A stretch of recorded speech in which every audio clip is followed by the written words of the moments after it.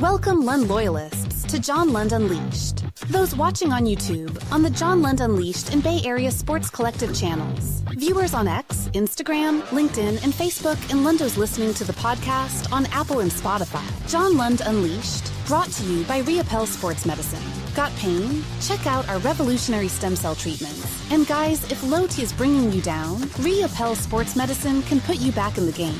Now all juiced up and ready to go, here's Johnny. What's happening? Thanks for joining us. Happy Friday. I hope you are great. We are here Monday through Friday, 8 a.m.-ish. I had some issues this morning, so I had to push it back just a little bit. I may even have to put you on mute for a second because I'm waiting for a phone call. Very important phone call. So we'll multitask this morning. I hope you are doing outstanding. You see a picture right there of me yapping, but then more importantly, you see Steph Curry answered questions from the media. And I got to be honest with you, as I always am, I'd rather hear Steph Curry talk about the offseason than 𝐬𝐻𝐫𝐞 or Mike Dunleavy or Steve Kerr or anybody, because I think Steph is so adept at dealing with the media, and he's, I think, about as honest as you can possibly be. I mean, I don't think Steph is a bullshitter, and I think that he is, you're going to hear it from him probably more than anybody else as far as honesty and what they need to do and so forth. I think that everybody else is protecting everyone all the time. Nobody wants to misstep. Nobody wants to misspeak. Nobody wants to, good morning. Nobody wants to do any of those things. So organizationally, they're all just very careful and right down the middle in what they say. Whereas Steph Curry's kind of like, well, what do I got to lose?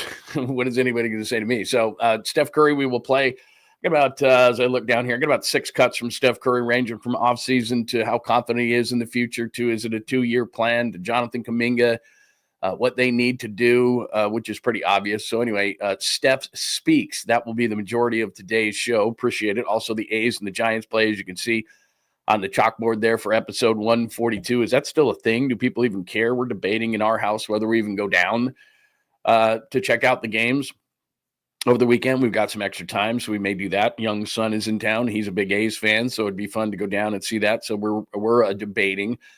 The one thing that could, if we were on Jeopardy, what is the one thing that could ruin the NFL? The answer would be, what is Stephen A. Smith on the coverage? He doesn't even know. He used to know the NBA. He doesn't. He used to know boxing. He doesn't. He used to know anything about anything. He doesn't. I mean, he's spread so thin, and all it is just a screaming act, and they just kind of basically tell him what to say, the producers. And now he's going to ruin the NFL. Like, does anybody watch the pre and the post and the half or whatever when he's on the NBA coverage? It's not inside the NBA. People don't like it. I don't mean to go on a rant here, especially to start the show, but I know he gets paid a lot of money. I respect what he does. He's certainly got a niche going, but I don't know who watches. Honestly, I can't get to the remote control fast enough, and maybe it's just me. Maybe I'm completely in the minority here. He makes my ears bleed. He's stupid. He doesn't know what he's talking about. You know, he just, I've told you this before. I've had talk show hosts, co-hosts like this before. They just think because they talk louder that their point is better. And he's incoherent. And he doesn't know what he's talking about 90% of the time, but he says it louder and yells and all this kind of stuff. Like the thing with LeBron is so stupid, and all the different things that he does. I don't like any of it. I don't watch any of the daytime talking head shows. I don't have time for it. I think it's completely stupid, and they must get some kind of ratings, because you wouldn't pay a guy the amount of money that they're paying him. So don't get me wrong. There's a difference between respecting someone for what they've accomplished in their career, which I do have for Stephen A. Smith, and thinking that there's a lot of people watching it. There must be. I mean, the ratings must back it up, because you don't just throw money at somebody who's not producing. So clearly he's producing. But the show, the only thing I get out of, like, Bob Myers is really good on that show, and, coherent people. Kendrick Perkins is just told what to say on their NBA coverage. He stinks. Can't get to the mute button fast enough. Like last night, I was watching Denver and Oklahoma City, and they go back to the studio, and they're having a good basketball conversation, and then Perkins comes in, and I just mute it. And the problem with Stephen A. Smith, and I'm sorry that I'm starting here, but it's just where I started. The problem with Stephen A. Smith is that it's fine and dandy if you want to do that stuff during the day, the talking head shows and the stupid stuff and the basic topics they come up with and the fake debates and all that kind of stuff. That's fine if that's what you want to do.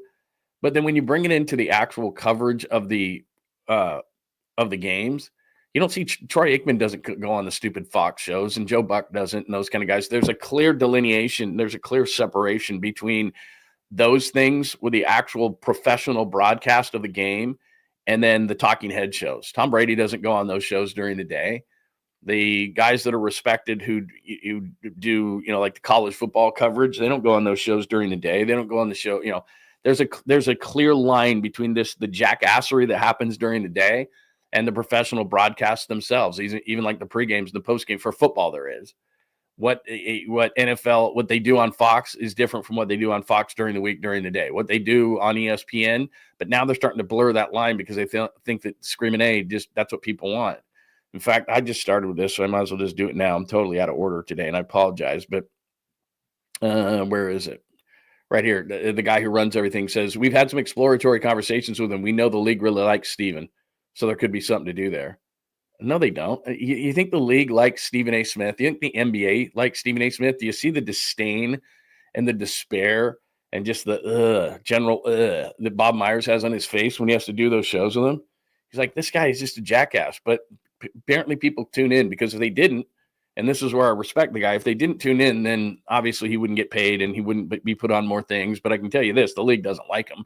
None of the leagues do. He just comes up with dumb shit. I mean, that's the best way I can put it. But, and I'm not mad about it, because I to be completely honest with you, I'm very over pre and post games, even though I did them for 25 years. I did them for the Niners and the Cowboys and the Raiders and the Portland Trailblazers and Utah Jazz. And it's just yip about a game. And even if you're really educated, and I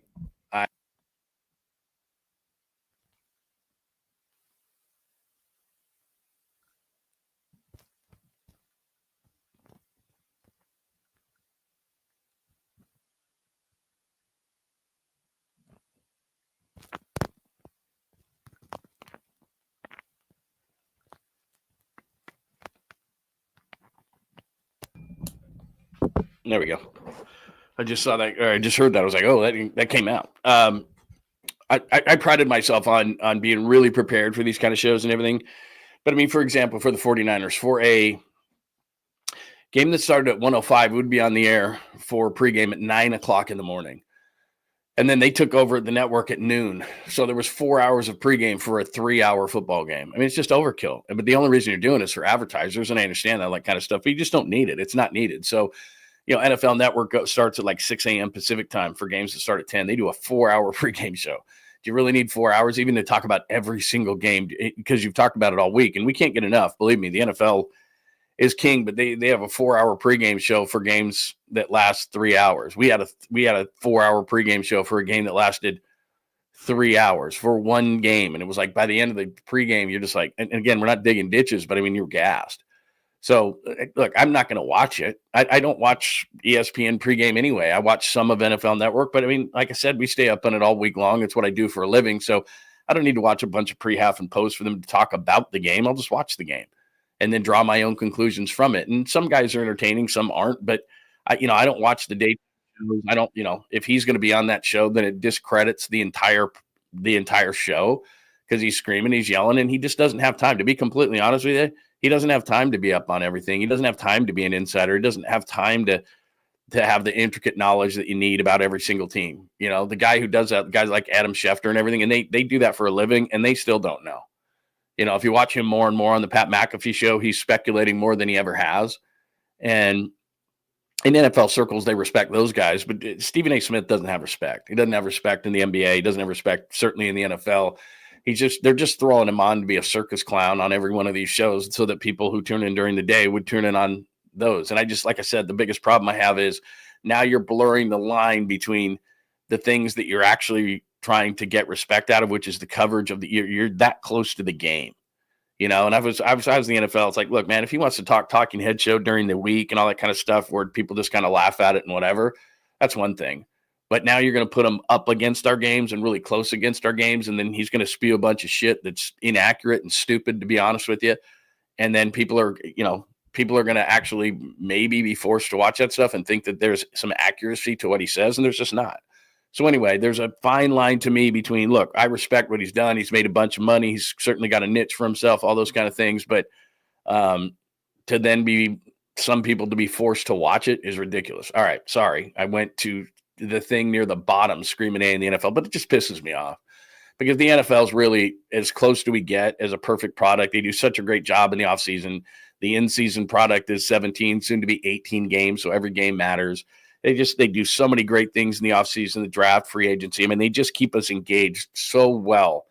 And then somebody on ESPN feels like they got to overexpose somebody who's already massively overexposed, who's not accurate, who just yells and screams and thinks, and again, I get it, man. You're a TV executive and your number one job is to generate ratings, which generate revenue. That's your number one job. Nothing else matters. So what I think and you think and everybody, and the only thing that I guess that I'm so confused about is that I don't know anybody who watches them. I don't know anybody who enjoys them.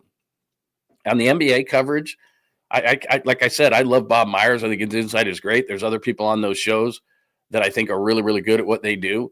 But Kendrick Perkins is awful, and Screaming A. Smith knows nothing. And so you don't. What do you get out of it? Because when I look at personalities, TV personalities, there's a few different things I want.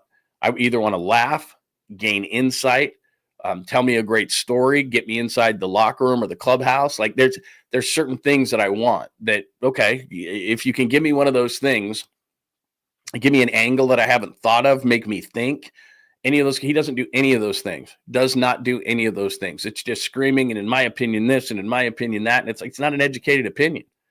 It's just to get clicks. It's just, there's one reason for it. And I don't fall for it anymore.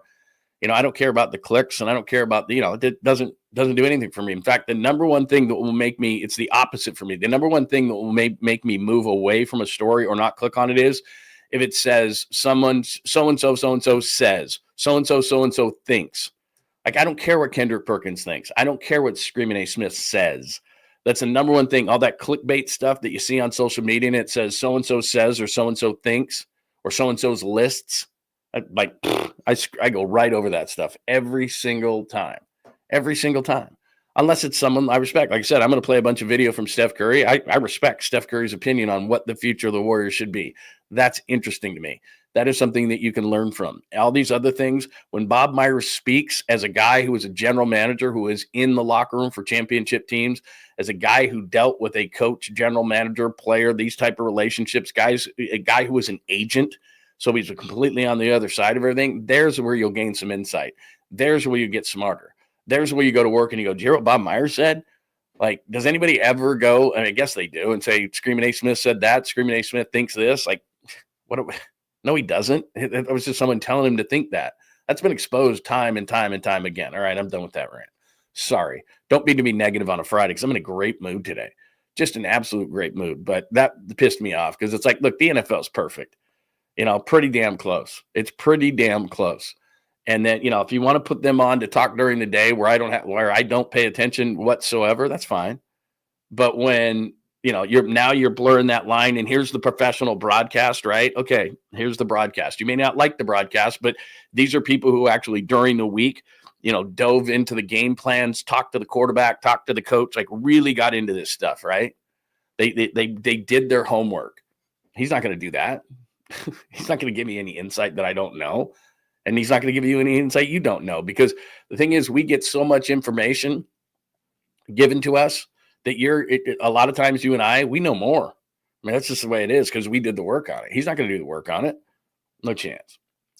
All right, let's get to the top of everything, episode 142. When I say good morning to everybody, I hope everybody is having an amazing Friday. Good morning, good morning, good morning. If you would love your thoughts up on the screen, 100%, you can always hit us up with a super much appreciated. And good morning to all on this happy Friday. Curry speaks. That's going to be, like I said, the majority of the show talks about the future, what they need, can they contend, offseason moves. I did not put JK up there, but he has an opinion on Jonathan Kuminga. I already did Screaming A, so scratch that off the list. I'm not going to do it again. The A's and Giants, is that still a thing? And one of the reasons I was a few minutes late, beyond my doctor, who I hope I did not miss the call during that opening diatribe here. Like I said, I may have to mute my mic, which I already did. No call back. And it was that I found a sweet, clean family friend, a caboose pistol. This has got to be a bit. This cannot be true. That's all I'll say to you. And I'll do that even though I don't have it on the board there, I'll do that as a sweet, clean, family-friendly caboose pistol at the end of the show today. I saw something, literally, I was about ready to hit the button to go live, and I was like, what is that? And so I put it in the system today so that I could uh, so that I could get things going today. So that's what I got going on today. By the way, I'm not wearing that tan hat as I wore yesterday because that thing was weird. That tan hat made it seem like the video was going weird. I went back and watched that thing. So we should be fine today as I have one of the old John Lund Unleashed trucker hats on today. So I think that should be a little bit better. All right, let's get to what Steph Curry said, because I think, like I said, if you said to me, you can listen to one person talk about the offseason, one person that you trust talk about the Warriors offseason, it would be Stephen A. Smith. No, it wouldn't. It wouldn't be Steve Kerr. It wouldn't be Joe Lacob. It wouldn't be Mike Dunleavy. It wouldn't be a combination of any of those people. It would be Steph Curry, because Steph Curry is about as honest as you possibly could be. Now, he's not going to go out and rip guys and things like that, but what he is going to do, Steph Curry, is I think he's going to be as honest as he possibly could be about the future of the team, whether they could be really good, how close are they, what does he think of the core, what does he think of Jonathan Kuminga, what does he think they need in the offseason. So I thought it was a fascinating conversation. I took about I don't know, the first 10 or 15 minutes of it and cut it into 6 clips that I think are the most important clips that you can listen to. So let me do this. Hang on one second. Maybe this put me in the ranty mood today. You know what's funny that you say that, AJ? And thank you for our first super of the day, a $4.28 super. Is that any is that love for Buster Posey, the 28 part of it? Stay away from the caramel coffee, John. The other day, this is funny you say this, so we're already on a random before we get to Steph Curry. The other day, I'm in the I don't know, I'm in the supermarket. I'm in the grocery store, whatever. I'm at Safeway, and I'm looking at coffee to buy, and I'm a bit of a coffee snob.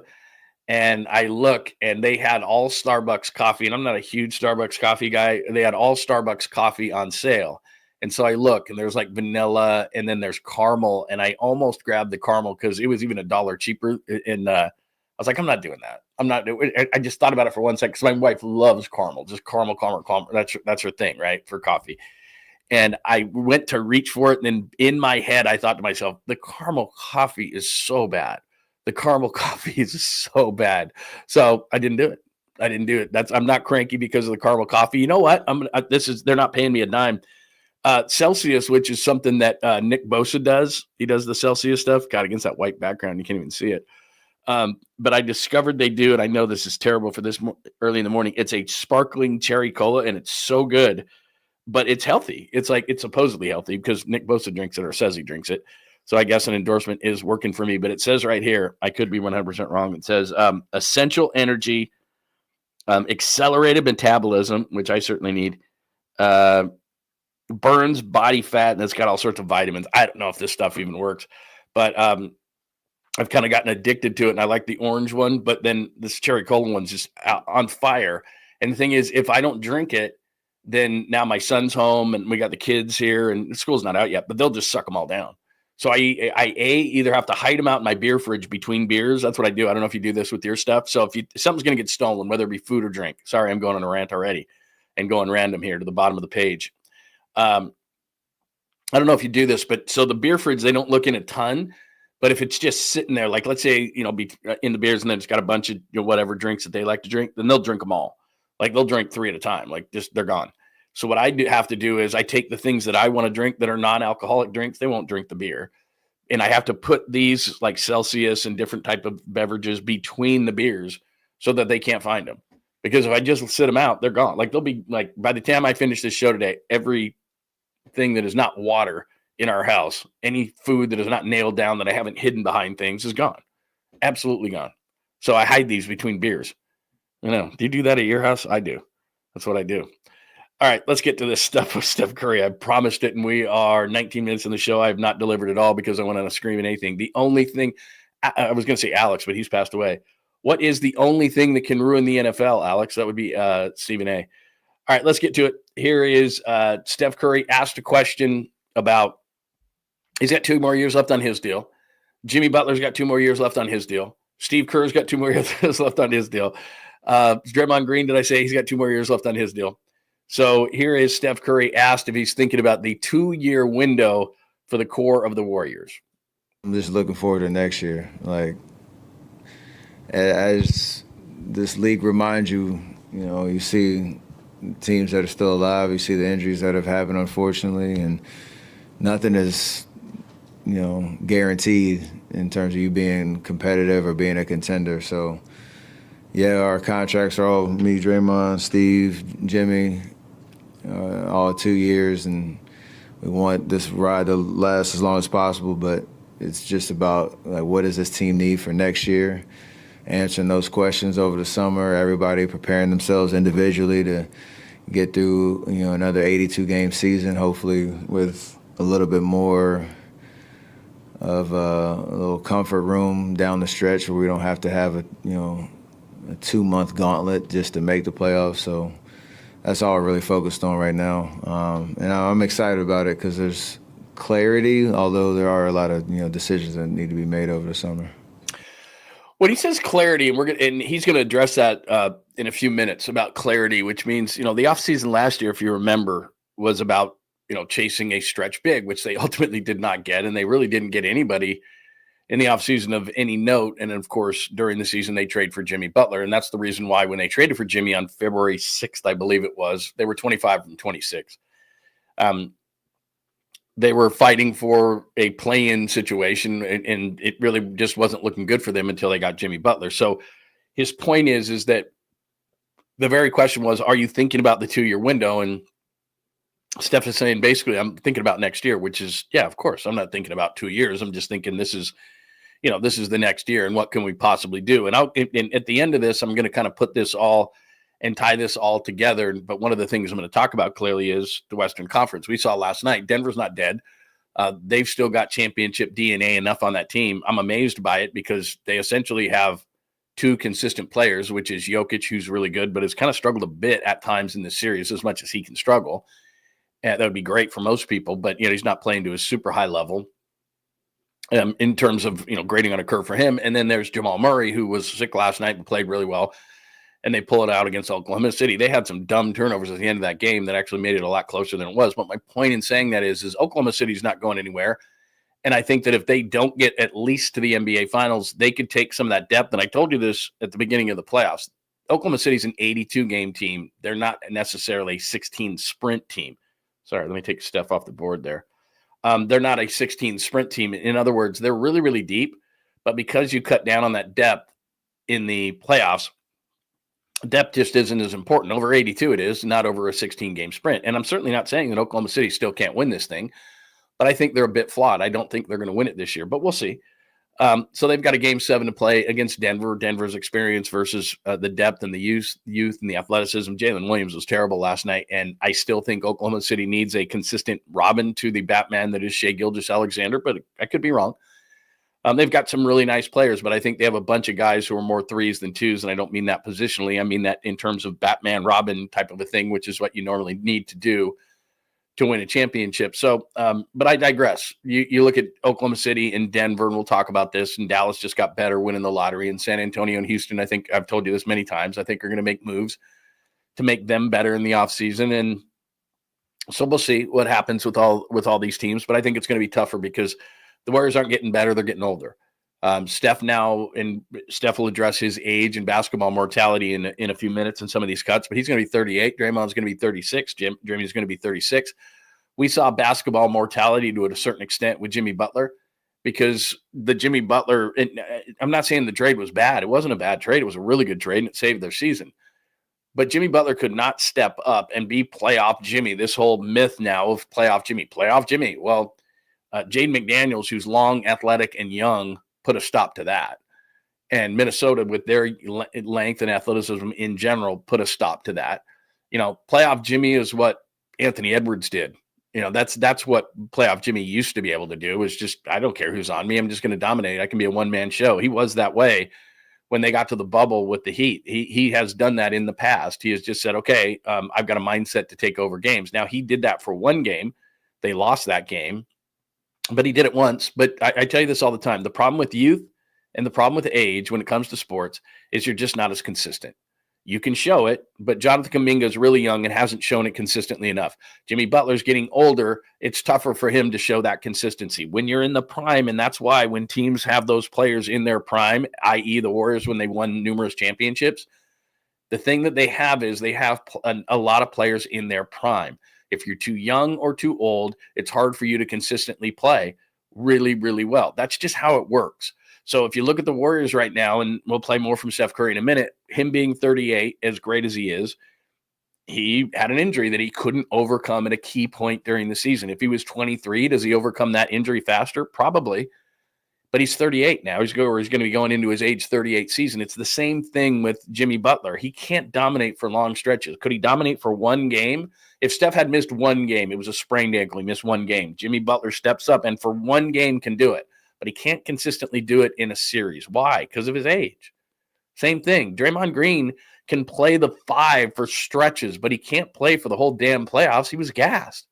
So what do you got to do in the offseason? Obviously, it's going to be size because you got to take Draymond out of the 5 because he can do it for stretches. But by the end of the Houston series, he was gassed, man.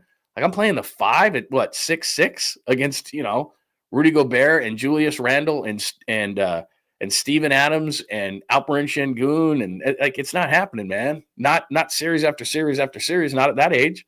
So that's the problem, is that these guys can still think it and do it occasionally. And Steph Curry more than most, don't get me wrong. But he's not the player he was in 2016 when they started winning championships. We're coming up on the 25-26 season. That's 10 years plus now that the Warriors have made this run deep into the playoffs year after year after year after year. It takes its toll, man. And the significant pieces that they've added, well, they added Durant. He's gone. They added Butler, and I think Jimmy's going to be fine for 2 years. But where's the next guy? See, that's the problem, is they're going to trade Kuminga in the offseason for some size. But where's the next guy? Who's going to bridge the gap? I've said that forever. Who's going to bridge it? The Lakers for years have been able to do it. The Celtics, Len Bias passed away, but they were going to be able to bridge that thing. Like Kawhi Leonard bridged that gap for San Antonio. Who's the guy for the Warriors? Do people think it's going to be Jonathan Kuminga? Because the organization, I told you this yesterday, there's just a weird vibe between the organization and Kuminga. And because now it's shit or get off the pot time, which is you're either going to give him a big contract or you're not. And I just don't think they are. Here is Steph on, believing in this core. Here's Steph believing in this core. I think just you look at the sample size of the last 2 months and even, the Houston series, when we had our mind focused on a goal, like we had enough to accomplish it and get to a point where, we were playing pretty high-level basketball. Does that mean we can win a championship? We hope so. And that's really all you want is a fighter's chance. Like, you look at the league right now, I know there's a lot of youth taking over, but you were one of the last 8 teams, that realistically had a shot. And if you can run that back, make some tweaks that can help our overall, roster. Obviously, you had to get through an 82-game season, like I said, and we want to be, in a position where you're not chasing. But I feel like we had enough that we showed, we could be that team. That's all you really want. All right, look, I believe blah blah blah blah. I believe what Steph Curry said, and look, they do have a nice core, but the problem is not so much the core; it's that the core is getting older. A, and then, like I said, B, the rest of the West is getting better. Like Oklahoma City, I don't think it's their time to win a championship, but they're going to be there for a minute. They're going to be there for a while, and they've got to build around SGA. And I think what's going to happen in this offseason is what I said at the beginning of the playoffs, and a few people gave me a bunch of grief about it. You're not watching Oklahoma City. I'm watching them a ton. I see what they do, and I've seen teams like them. They're young, they're really good, but they remind me a little bit. I mean, it's certainly a stretch here, but as they mature, San Antonio. And I look at San Antonio with Wembanyama, and I'm going, okay, they've got a ton of young players on that team, but at some point you got to cash in some of that youth and get some solid players, some veteran players around them. Now, it's a really fine line, because if you look at the Warriors when they started this thing, there were opportunities to trade, Harrison Barnes or to break up the continuity, and the Warriors were patient about it. And it was mainly Jerry West saying, look, we got to be patient here. We're not trading to Klay Thompson. We're not trading Harrison Barnes quite yet. We're not, and they got that continuity and they started to win championships. And then obviously Durant was just kind of a loophole at that point, and they did some different things. But it reminds me of Oklahoma City in that I think that they've got a bunch of nice young players and they're deep, But we saw this last night. 𝐿·ģIS-Alexander's there. Jalen Williams is having an off night. Who else is going to step up amongst those players?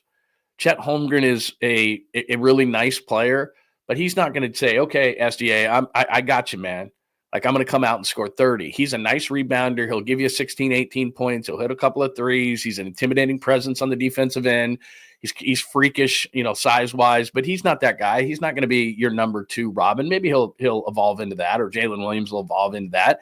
But I think Oklahoma City is going to get frustrated a little bit, and maybe they'll be in the Giannis sweepstakes or somebody like that. I think San Antonio, like I said, with the number 2 pick, is going to be in those sweepstakes. And I think they're going to try to, accelerate their process. So we'll see. But anyway, there's Steph. And like I said, it's not so much that I don't believe in this core. It's just it's an older core, and I think the West is going to get better.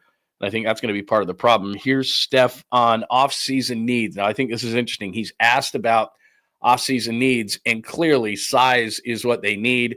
Youth and athleticism is what they need. What does Steph say to the question? Well, think about that over the summer. It's still fresh. I know that's the best question you get asked right after the season. And it's also, tricky because I love every guy in that locker room. I love the commitment to our mission. I love the vibe, the energy, the chemistry, the camaraderie. I know there's a lot of turnover and change every year in every locker room, and you hate to see guys go and whatnot. But every team has to get better, and they have to address that. And I think from Joe to Mike, Steve, our veteran leaders, like we'll all have those conversations and try to answer those questions the best that we all can, and hopefully make moves that make our team better. Okay, that was his most politically correct answer, and it's the most difficult because he's not going to sit there and go, we need to move JK for size. Buddy Hield was really, really inconsistent. We just can't have that, and he's got to be better.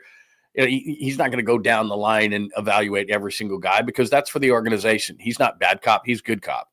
Bad cop is Mike Dunleavy. Bad cop is Steve Kerr. And they're going to do that behind the scenes and say, this is what you need to work on if you want to stay in this roster. They do that in the exit interviews. They've already done that. They've already sat down with each and every guy and said, here's your offseason plan. They do that throughout the season, and they say, this is what you need to do. Now, did they say that to Steph Curry? No. They know. Did they say that to Draymond Green? No. Did they say that to Jimmy Butler? No.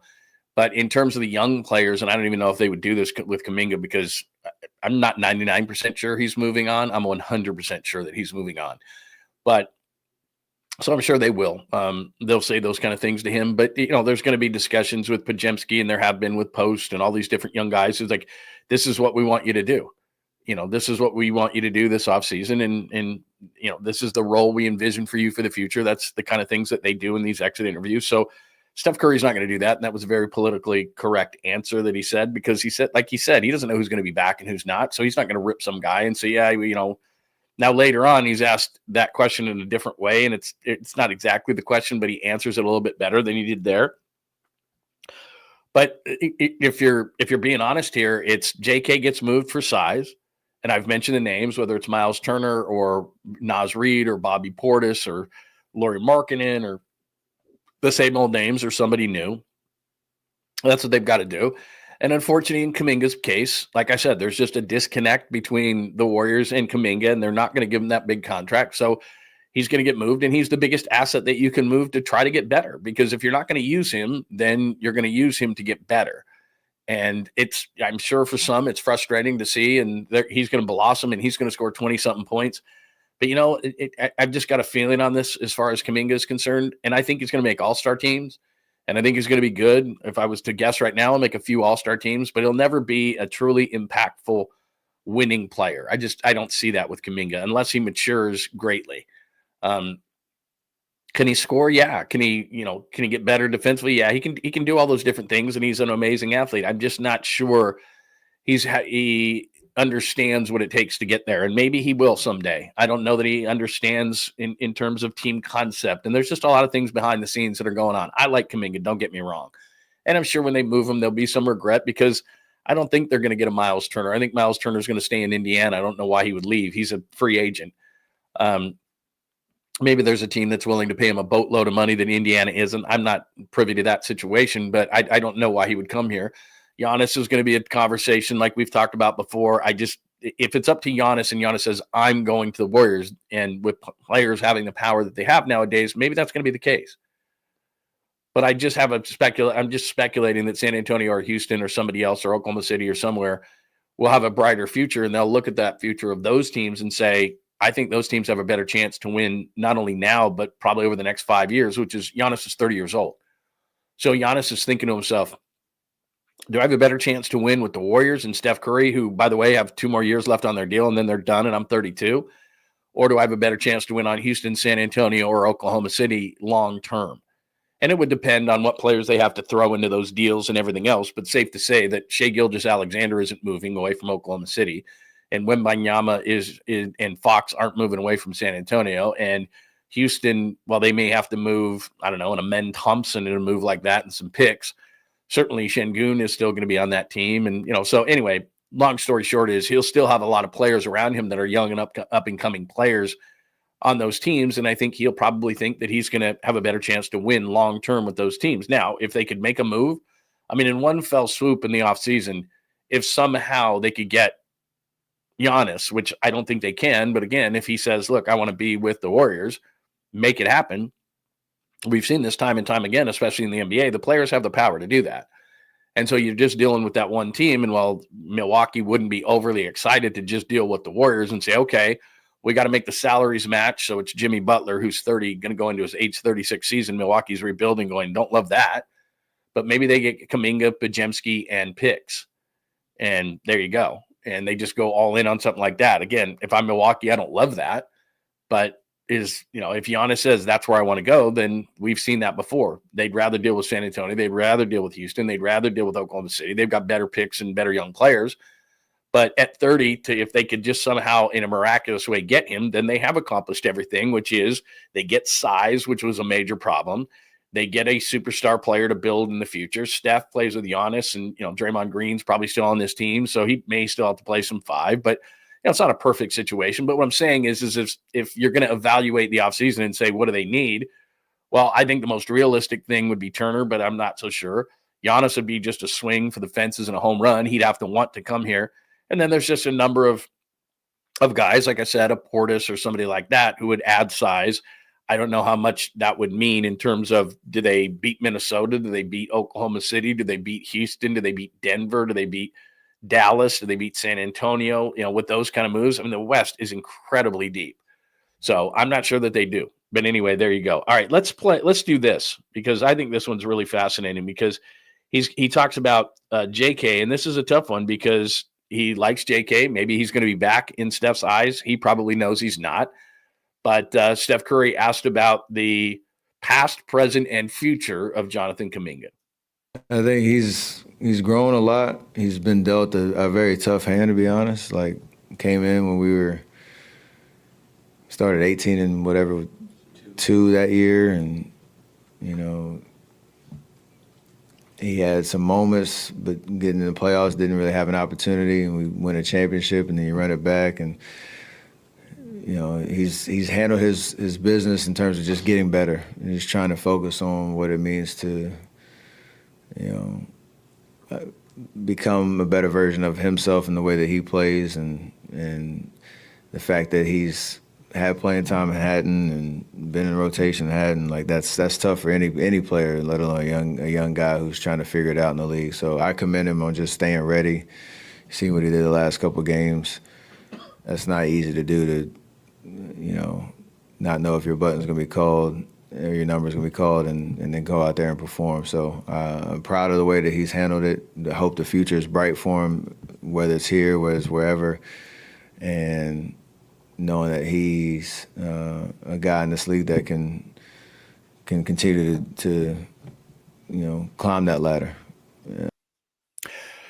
Interesting choice of words. And Steph is always so good with the media, but he said whether it's here or whether it's wherever. And I think he knows it's more likely wherever than it is with the Warriors, because they used him so sparingly. And there are going to be teams, and they're going to go back to their evaluation of him. But he has grown a lot. And it's interesting what Steph says there. I'm kind of torn on it, where he says it's a really tough situation for him to be in. And I think this is one of the things that really tore James Wiseman apart, 𝐬𝐮𝐬𝐜𝐫𝐷𝐿𝐿 had a bunch of injuries. I don't know if 𝐬𝐻𝐈 was ever going to be a good player in this league, but remember when 𝐬𝐻𝐈 played his first game, he played against the Nets. I remember it, and he scored 19 points and grabbed like 6 boards. And I'm like, this guy's going to be good. I mean, remember, he was coming off an injury and hadn't really done anything. And confidence is a huge thing in sports, a massive thing. I've talked to many guys who were quarterbacks, young players, and they came out and they got their confidence absolutely wrecked. And I've used this example on the show before. Joey Harrington was a really good quarterback out of Oregon. And I knew Joey actually when he was at Oregon. And then I moved to Detroit and he got drafted there. And I talked to him afterwards. I talked to him after his time in Detroit, and he just said my confidence got ruined. I walked in there, and he was just totally different. He walked into his first press conference, and a lot of people call Oregon, or whatever it is. And so he passed out stickers. He thought he was being funny. He passed out stickers to the media of how you pronounced Oregon. It's not Oregon. And they kind of resented that. And from day one, he kind of got off on the wrong foot. And we used to call him Joey Blue Skies because after every game, he would try to spin something positive, and people in Detroit wanted the nuts and bolts. They wanted the truth. They didn't want you to bullshit them. They didn't want smoke up their ass. They didn't want any of that stuff. They wanted truth, and that wasn't Joey. And so he just got off on the wrong foot. He lost his confidence. I think he was the 3rd overall pick in the draft and never panned out to anything. Now, if he had been in a different situation, I think he had enough talent and smarts to be a decent quarterback in the league, but his confidence got ruined. And it's kind of the same thing with Kuminga. If Kuminga had been put in a situation like Jalen Green with the Rockets, right? Jalen Green was the 2nd overall pick in the year that Kuminga was the 7th overall pick. Similar, really good athletes, all that kind of stuff. And Green just win or lose, good play or bad play, bad shot selection, good shot selection, whether you play poorly or well. We're so bad that you're just going to play and you're just going to get better. And that's how you get better. You play. And so Jalen Green's turned into a really nice player this playoff series against the Warriors notwithstanding. And that could have been the path that Jonathan Kuminga took. If Kuminga was on a bad team, he could have played well or played poorly, played well, whatever, but he just would have played. And Franz Wagner, who was taken after Kuminga at 8 with Orlando, same kind of a situation, really nice player. I think he was okay at Michigan, but he has really turned into a nice NBA player, signed his extension. Orlando was really bad, and he just played. So if Kuminga had been drafted by, say, Orlando, let's say the Warriors took Franz Wagner, and they didn't take Kuminga, and Kuminga went 8th to Orlando. Would his situation be different? I don't know, maybe. But as Steph kind of points out there, is like we were really good, and we've always been really good, and so there wasn't really a place for Kuminga to just play.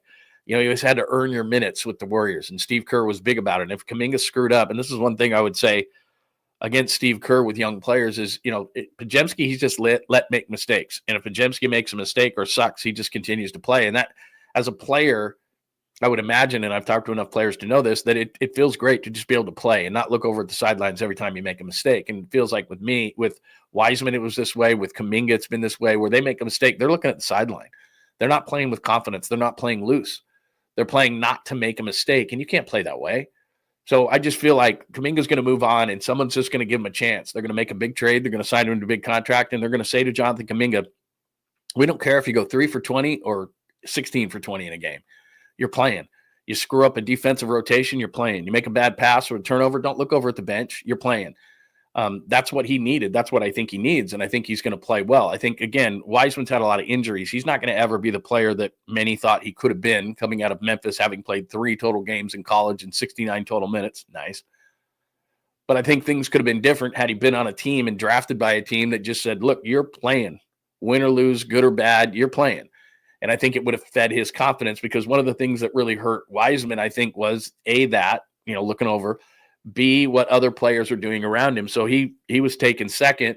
Anthony Edwards turns into a superstar, taking 1 pick ahead of him. LaMelo Ball behind him is an all-star, and he doesn't get an opportunity to play, and he's losing confidence going, God, I wish I could just play. And then he had the injuries on top of it. So, look, I think in a perfect world, he could have been a nice player. And I still think that Kuminga has that opportunity. And I'm going back to something Steph said there. I'm not just going off on, ranting and talking and blabbing on, which is one of the things he said is he was put in a tough situation.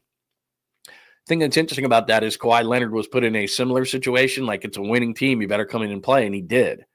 So would you rather go to a situation in which you're a young player on a bad team? And lots of times, if it doesn't work out for a young player on a bad team, they go, well, there wasn't any culture. And there wasn't any good players, and there wasn't anybody to show him the way. And so he turned into a shitty player. And, yeah, okay, there's that side. And then there's the situation Kuminga and 𝐬𝐻𝐈 found themselves in, which was, And I think Draymond Green's a part of this, yelling and screaming at guys. And some guys can, that's the other thing I don't really like about his style was each coach, and I've told you this before, they figure out, especially in the NBA, okay, what's the best way to do this? And like Podziemski's a perfect example to me. Podziemski can make tons of mistakes, miss shots, play poorly in the playoffs, which for the most part he did outside of a good game against Houston and the last game against Minnesota. And I use the term candy or criticism. Clearly, because Steve Kerr is always giving candy to Podziemski no matter if he plays a good game or doesn't. And there was a couple of times in this series where he played like shit, total shit, not just shooting the ball, just in general. And after the game, Steve Kerr would say, did some good things. I know his shot wasn't going down, but did some good things. So clearly, he's determined that with Brandon Podziemski, it's candy, not criticism. Because if he's criticized, maybe he'll go into a ball and play worse. So that's what it's become now. Don Nelson, he didn't care. Nelly would rip a guy. It doesn't matter how you're best suited and how you can play better. It's just that my style is I'm going to rip the shit out of you, and you better get better because of it. And if you don't, that's the way I do it. I got a fastball, and I'm going to throw it, and that's all I'm going to throw. Nowadays, it's, okay, how do we get the best out of everybody? And, I got to be nice, or I got to be hard on this guy, nice to this guy, hot and cold with that guy. Like, everybody's kind of got a different way that they're treated. And it seems to me that with Draymond Green, and this is where I would, if I was Steve Kerr, talk to him, because I don't think it's the best for some young players. Clearly, 𝐬𝐻𝐫𝐞 didn't like it, and Kuminga I don't think likes it. And that's why Draymond Green loses credibility with his teammates when he acts like a jackass on the floor, because it's like, you're criticizing me and you're screaming at me and you're making a public spectacle of me when I make a mistake, but then you make a mistake and I'm just supposed to sit here as a teammate and say, way to go, Draymond. Like, it's, and he's done less of that, I think, but I think that's part of the problem is Steve Kerr coaches these guys a certain way in the way that they feel like they can get the best out of each player. And then the players who actually police this thing go after some of these young guys. And they, like I said, Draymond seems to me that he only has one speed with these guys, which is, I'm going to publicly, admonish you and say, what are you doing? Why did you miss that rotation? It's like, if I'm Kuminga, it's like, I can't wait to get away from this. If I'm 𝐬𝐻𝐫𝐞, I can't wait to get away from this, because you make mistakes too, but you only point them out when I make mistakes. So my whole point in that is, again, to go back to something Steph said there that I think is interesting. Is it easier or more difficult to go on to a team that's winning and you have to try to fit in and you're not going to get as many minutes, and when you make a mistake, it's going to be heightened because you're playing instead of a veteran player? Or is it better to go to a young team and whether you make mistakes or not, you're just going to play, but you don't have – where's the winning culture? We see this all the time where a guy goes to a really bad team and the culture is never fixed. And then that player kind of falls into it and he becomes selfish or whatever the case may be. So there's no perfect answer to it, because it's the character of the player.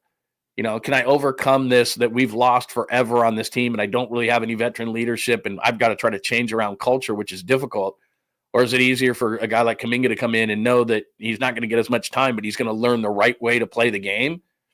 And I think he's going to take away a lot of things. And I think Kuminga's going to go into another team and he's going to have learned a lot. And even though he doesn't have, the things that Jalen Green has or some of these other guys who were drafted in Wagner and some of these guys that went to worse teams that were in that same draft, and he's thinking to himself, I should be further along. And just like I said, James Wiseman's looking at Anthony Edwards or LaMelo Ball going, I never got my chance because I was on this team and then injuries happened to him. So anyway, that's a long bit of a rant on Steph Curry. Interesting thoughts on 𝐬𝐿. All right. This isn't about off season, but he gets more into the off. This is more of a better answer to what does he expect out of the off season. So I think this is Kawakami asking the question, but the question is, and it's interesting the way it's phrased, which is last off season, you went big game hunting for guys like Lauri Markkanen or different guys like that. Does this off season feel a little bit more like you just got to tweak it and not overhaul it? Because it felt like last offseason and Jimmy Butler comes in. So you've kind of been big game hunting.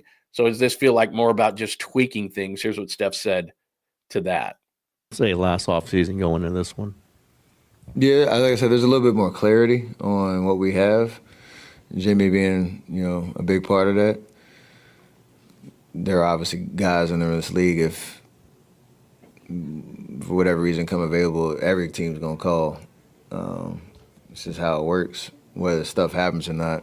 More times than not, it doesn't. But we have clarity on what we have in terms of our core and the experience. But we do we need to probably get a little bit bigger. across the board.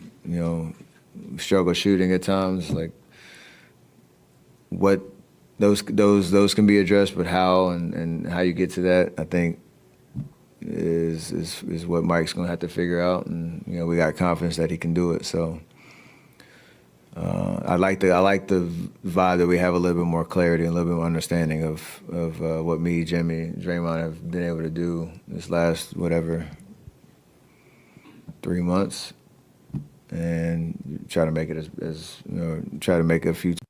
All right, so Steph gives you a little bit more of what he thinks in the offseason. He wasn't directly asked about the offseason, so maybe it was just a little bit of curveball, and that's what we do in the media. We try to say, okay, he wouldn't answer the offseason thing with this way. Maybe he'll answer the offseason thing this way. And he did, and he talked about the obvious, which is we need more size. Well, how do you do that? Well, you move Jonathan Kuminga, so he says it without saying it. How do you get better shooting? Steph sat on the bench and went, damn, without me, we can't shoot the ball. So how do you do that? Well, he's addressing Buddy Hield. Does Buddy come back? I mean, he's a good shooter, but he's got to have Steph Curry or somebody on the floor. He's not a guy that's going to carry a team with his shooting. He's a really good shooter, but he's a really good shooter when he has open looks. Same thing with Brandon Podziemski. He's not going to call anybody out by name, but without saying it, he's essentially saying Brandon Podziemski better get his ass in the gym, because the inconsistency, the guy that we saw in April, as we've talked about many times, who averaged 17 points a game, shot 51% from the field and 48% from three, that's the guy we need. So get your ass in the gym and shoot 1,000 shots a day. Be me, and go out and get a better consistent shot, because that's what he talked about. He talked about shooting. Now, look, one guy I'll give credit to, and he couldn't hit the side of a barn in the playoffs, but like Draymond Green, for example, has made himself at least a decent three-point shooter. Wasn't great in the playoffs at times, but he used to just be a total bricklayer, and he was a bricklayer a lot in the playoffs, but he's gotten a little bit better. You can tell that he's worked on his game a little bit, but so he's talking about the shooting thing, because without Steph Curry to tilt the floor, it really exposed a lot of guys. It exposed Brandon Podziemski. He's an okay shooter. It exposed Buddy Hield in that, yeah, you're a good shooter, but you're a good shooter because I'm going to open up the floor for you and you're going to get open looks. There's things like that where guys who are, Quentin Post is a really young player, but he's, if people are really paying attention to him, he needs a lot of work. Now, like I said, he's got a nice stroke. He can shoot it. I'm not saying that. And he's a stretch big, but he's not going to all of a sudden become a real tough guy and a rebounder and a defender. It's nice. And that was a nice pick, especially for the second round. But Steph makes everybody so much better that when he's off the court, it exposes everybody. And I don't know, I'm just throwing this out there, probably drops everyone's shooting percentage by 10, 20, I don't know, depending on the player. Because now they're paying attention to you, and they're not out of the corner of their eye. They're not looking at Steph, and all of a sudden you got an open look. So yeah, everybody. I mean, I think across the board, he's not calling anybody out. I mean, I think across the board, everybody needs more shooting. I don't think there's a team where you say, well, they got everybody. It's, take one guy out of the equation, opens everything up, and that's kind of what happened with Steph Curry. And so he mentions the shooting, and he mentions the size, which is obvious. And the other thing too about it is, and as great as Jimmy Butler was and added to this team, and he saved the season, he's not a long range shooter, not on a consistent basis. He's not respected in that way. So that's why Steph is saying that, because with Butler in there and Draymond in there, everyone's like, you guys want to shoot? The old saying goes, there's a reason you're open. I'll leave Jimmy Butler open from three. I'll leave Draymond Green open from three. Podziemski, like I said, needs Steph Curry to be on the floor. Those are three of your starters. And that's why you need to go out and get a stretch big, which will solve your size and your shooting at the same time. I mean, I played that clip of Miles Turner when they led Cleveland 80-39 at the half a couple of games ago last week. And he hit like 3 threes in the final minute, and they were not easy ones. I mean, they were like, dribble up, step back. Like, this dude's a, 6'10" dude taking those shots who can block shots on the other end. I mean, to me, he'd be the perfect guy. Now, Giannis would be the perfect guy, but in terms of attainable, realistic type of things, I think he might be the one.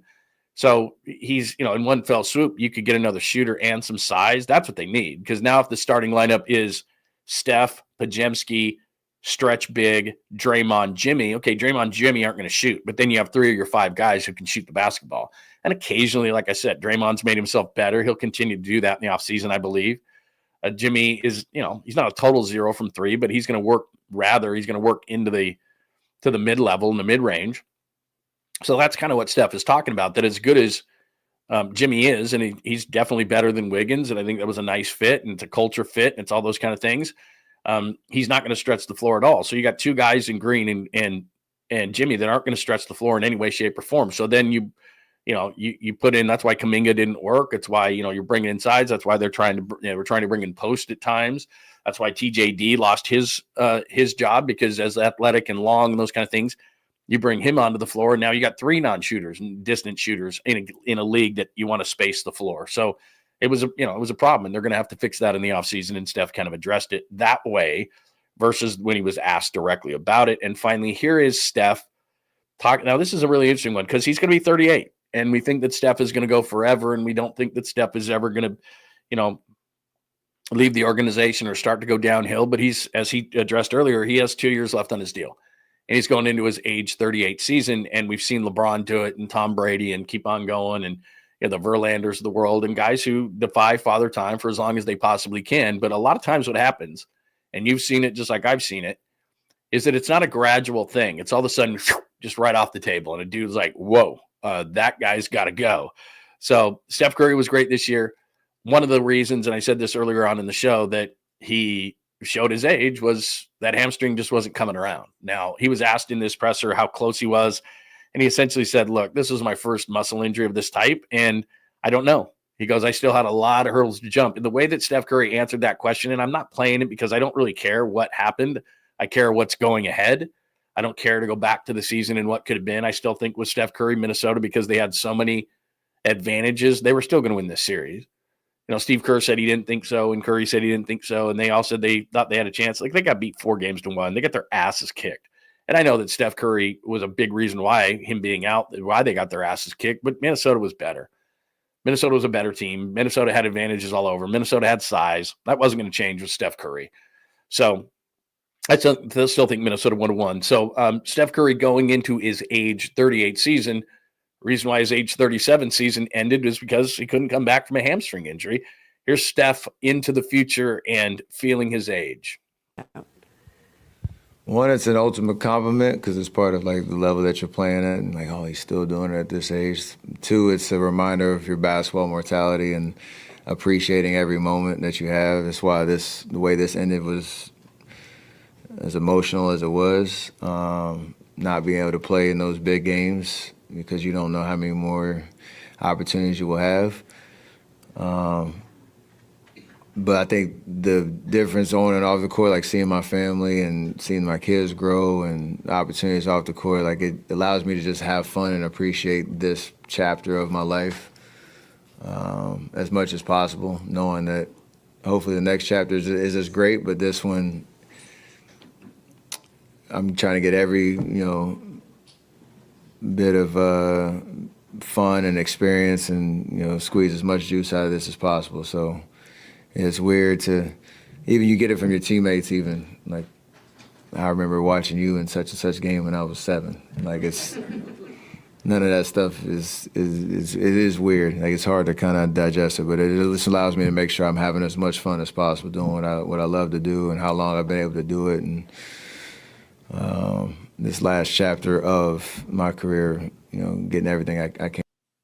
What a great answer. I mean, the dude is so good with the media, that he's reflecting on things, that he's enjoying things, that he understands that there's not a lot of time left, that that adds to the desperation that he wants to get one more of these things and all that. But just to also, like I said, what's so weird about that dynamic is that 37, 38, that's not old. That's not old. Like 37, 38, as far as a human being on this earth, 37, 38 is not old. You're in the prime, usually from a working standpoint, from an earning standpoint, from, your kids are of a certain age. Like, it's a great age to be. You're not old. You can still move around. You can play, do whatever you want to do. I mean, you're getting older, but still, it's 37, 38 by standards of human beings off the floor is not old. And so it's funny that he goes into an arena and he's a sports figure and he is in a press conference, and 37, 38 is considered old. He's 37. He's not 38 quite yet, but it's considered old. And so then he leaves the arena and he's young again. It's just such a weird dynamic. But anyway, he answers the question in such a great way. But I think what happens is we do forget, because he is in such great shape. He works so hard in the offseason. You can even see it just based on, he's a big dude. Like, I mean, if we were thinking about Steph Curry at 6'3", I don't know what he runs around at, 190 pounds, whatever he is. I mean, that's like a big corner in the NFL, right? If he added 20 pounds, it could be a quarterback. It's, 6'3" is big. And if you ever go up to Steph Curry, you think to yourself, just because you see him on a basketball court, they look small, but then you see him just as a regular man, a guy, and 6'3" is a big dude. And you can see how much bigger he's gotten. He's wearing that T-shirt and everything and all that. So it's, it's not old, but it's weird. And the one thing he said was like, he has guys coming up to him now that come into the league. They're like, I was watching you when I was 7. I mean, he's been here since 2009. So, I mean, it's just amazing that he's, it's got to be a weird dynamic. Plus, I remember Tom Brady talking about this, where you get your young guys coming in, and especially because they're around each other so much and they're in airplanes and everything, and they're doing things and acting certain ways. And, you're the old man now. You're on the plane going, God, social media, all these different things these guys are staring at. I don't know. Maybe Steph does that. Maybe he doesn't. I get the feeling that he's not really, it's not like it runs his life like it does all these young guys. So things are definitely different when you're older versus your younger teammates. But no, I think he answers the question well, but I think we forget. And I think we were reminded of this. If he was 23, he'd have been back for game 5. He's 37 and he wasn't. And he was asked earlier about being back. How close were you to being back? And, he kind of hemmed and hawed a little bit about it, but he made it sound as if he had a lot of hurdles to jump for game 6 too. And that's what we forget. So I guess from a perspective, and I don't need to tell you this because you already know, just enjoy the time with him, because there's never going to be another Steph Curry. There's never going to there can be a guy. What's funny is there's been a lot of people who say this is going to be the next Curry, like Trae Young is going to be the next Curry. No, he's not. He Damian Lillard can, before his injury, obviously, when he was with Portland, he can shoot with the distance of him, but you'd have to combine so many players to be Steph Curry on the court, off the court. You're just never going to get it. You're never going to have another one of these. The Warriors have never had another one. In fact, the NBA's never had a guy like this. Revolutionized the game, shooting from threes, being so good in the atmosphere that you just saw him in, as far as thoughtfully answering media questions and being the kind of guy he is off the floor, on the floor, family man, endorser for products, somebody that, as far as I know, and I know nothing about him, met him, talked to him, interviewed him, but that doesn't mean I know Steph Curry at all, which is, how he acts off the court. And you would think, if you were at a company lining up for an endorsement, that there would be no better guy right now active in all the sports that you'd want to represent your product. I mean, he would be number 1 on the list. His biggest transgression is what? I can't even think of one off the top of my head. I mean, off the floor, just amazing across the board. And we're just never going to see another one like him. So again, you don't need me to tell you that, but as we started this whole thing off, the first question was that I played was, you got 2 years left on your contract. Is that the way you're thinking? And he's thinking year to year, like you said, but essentially as we sit here right now, that's what it is. Kerr's got 2 years left. Jimmy's got 2 years left. Draymond's got 2 years left. Steph has 2 years left. This is it, man. 2 years. And you look to 𝐬𝐝, the owner of the Warriors, and you say, okay, what are you going to do? What are you going to do in these 2 years to try to get them back into a space that looked like this year, without Steph Curry's injury, they had an opportunity to be realistic and honest? I think Minnesota beats them still, because they were that good. And it's youth, it's length, it's athleticism, it's all those things that the Warriors somehow in this offseason have got to figure. Now, one thing just came across as we were yip-yapping here, and this from Wendy says this. I don't have the video of it. If I did, I'd pop it up for you real quick, but let me read this to you. It says, this is what Windhorst said this morning on ESPN. Yes, there's a package the Warriors could use in trying to get Giannis. They have some future picks. They have interesting young players. Last year, Podziemski was off limits. Who knows if that's going to be the case this year, but they can't win a bidding war. First off, I just want to say Giannis has not let it known he wants to be out of Milwaukee. He will, believe me. I'm saying that. He's not. Blah, blah, blah, blah. If we reach the point where Giannis is going to look around, he has 2 years left on his contract. Oh, interesting. The Bucks don't have to listen to him, but if they were to come to Milwaukee and say, I want to play with Steph, there could be a deal worked out. So that's going to make Warriors fans go absolutely crazy. But in one respect, I agree, because as I've said, the players have more power than they've ever had, especially in the NBA. So there's 2 years left on his deal. Milwaukee could say pound sand, do the Al Davis thing, but they just don't generally do that. I mean, I know Pop and I had lots of conversations about this on the air, and he would just say, well, they just got to play hardball with them. They just don't anymore. Giannis helped them win a championship for the first time since Lou Alcindor, not Kareem Abdul-Jabbar, since Lou Alcindor was there in 1970. So they don't, they say thank you a lot of times, and they say, okay, if you want to go to Golden State and you want to play with Steph Curry and you have 2 years left on your deal and all these other guys have 2 years left on their deal, then you know what? We'll make it happen. I mean, they don't have to make it happen, and it sounds stupid from a business standpoint. And Milwaukee could sit there and go, God, I'd much rather deal with San Antonio, and they got that second overall pick and the 14th pick and a bunch of young players, and God, I'd much rather have that. Or they could look at Houston and say, geez, Amen Thompson and, I don't know, some picks there and Jalen Green, man, I'd much rather have that, because they probably would. But if Giannis says, I don't want to go to Houston, I don't want to go to San Antonio, but I'm not going to play for you, and I want to play with Steph, then as crazy as it sounds, because this is just the way things work nowadays, the players have the power, and they don't want an unhappy superstar, and he already delivered them a championship, and they want to say thank you, and they want to be respected more so. They want to be respected around the league. Because if they're assholes to Giannis, a player who potentially could sign there who isn't Giannis and who didn't deliver a championship would be thinking to himself, okay, if they're going to treat him like that and he's royalty with that organization, how are they going to treat me? So there's that whole thing that's going on around the league right now, and teams want to be seen in a positive light. So I could see them doing what Windhorst is talking about here, just from the standpoint of that's where Giannis wants to go. And so he goes there and they take less. They go, damn, okay, we have to deal with Milwaukee. I guess it's going to be Kuminga, and then we got to make salaries match. So I guess it's going to be 36-year-old Jimmy Butler, and it's going to be Podziemski, and it's going to be picks. So all of a sudden Milwaukee gets Podziemski, Butler, Kuminga, and some picks, and the Warriors get Giannis, and their top three is Giannis, Curry, Green. Okay, and then you kind of deal with that. You work around that. Now, does that sound like a lot? Yeah, but Giannis is 30. And if I'm the Warriors, I say to myself, okay, he's only got 2 years left on his deal, but even at 32, he's a build-around piece. He's still a build-around piece at 32. So now I've got some size on my roster. He's not a great shooter and is never going to be a great shooter. He's Draymond Green-ish in that way. So he's not a great shooter. So on the floor, you're going to put Curry. Podziemski's probably got to be part of that Milwaukee deal. At least it would be if I'm Milwaukee. If I'm Milwaukee, I want to get Kuminga. I want to get Podziemski. Butler, it just comes in because he's a throw-in. You're not going to have Butler and Giannis and Curry, and you've got to get salaries to match. There's got to be some salary to match. Now, to me, if I'm the Warriors, to be honest, I'm trying to throw Draymond Green in that deal. I'm trying to go, I want my three to be Jimmy Butler, Giannis, and Steph Curry. That fits better. But I don't think Milwaukee would want anything to do with Draymond Green in a rebuilding kind of a situation. They'd just be like, this guy's going to be a massive – they'd have to move him on. So even if they let's just say just have some fun, that it's Green's salary that does the matching of Giannis's, then Milwaukee would want to turn around and try to move him somewhere else. They're not taking him, not on a rebuild team. He'd be a royal pain in the ass. So anyway, long story short is, if Giannis were to say, all the other details could be worked out, but if Giannis wanted to say, I want to play with Steph, it could happen. Milwaukee wouldn't be happy with it, like I said, because they'd rather deal with San Antonio or Houston or somebody else, or Oklahoma City, who could give them young players and picks, which is, if you're in a rebuild situation, that's what you want.